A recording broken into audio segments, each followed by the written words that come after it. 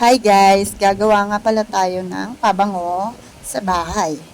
Una, kailangan natin ng downy, alcohol, any Tupperware or glass bowl, at salt. Yan lang naman ang mga kailangan natin guys. Sobrang dali lang hanapin.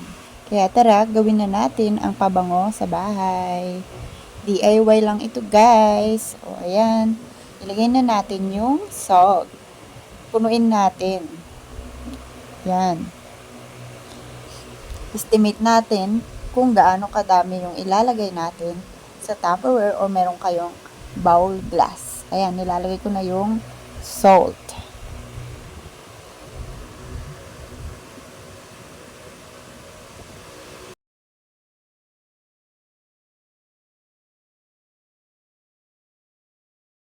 So, next guys, kailangan natin ng alcohol. Yan. Isa pa yan sa pabango para mas bumango pa yung bahay. Yan. Mas magadami, mas maganda. Lagyan natin yung asin or salt.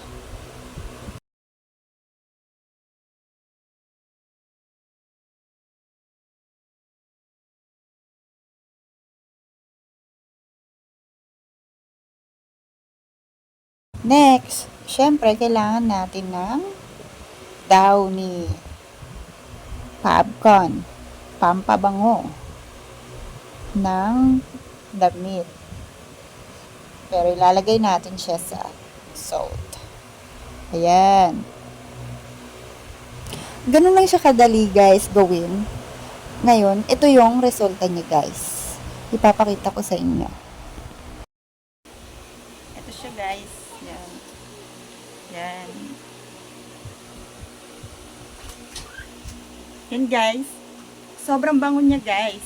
Kaya gawin nyo na rin sa bahay nyo. At mag-subscribe kayo sa channel ko at mag-comment. Bye-bye! Ito ko nga pala siya ilalagay sa corner.